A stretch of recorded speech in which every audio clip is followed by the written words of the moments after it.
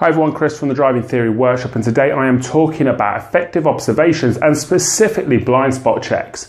Now, when we're moving off from the side of the road, it is important that we check all around us, and that doesn't just include the door mirrors and the interior mirror. That means checking over your left shoulder and also over your right shoulder. Now, while I'm teaching driving lessons, some people ask me what's the point in checking if there's anybody there I can see in my mirrors.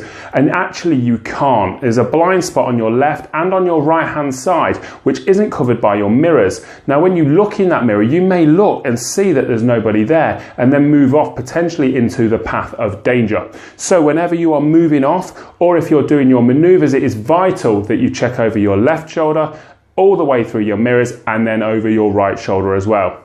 If you found this information useful, then you can subscribe to our YouTube channel, or if you need help with your theory test, then visit our website at www.drivingtheoryworkshop.co.uk, where you can join our online theory course, which is helping people pass their theory tests first time, every time.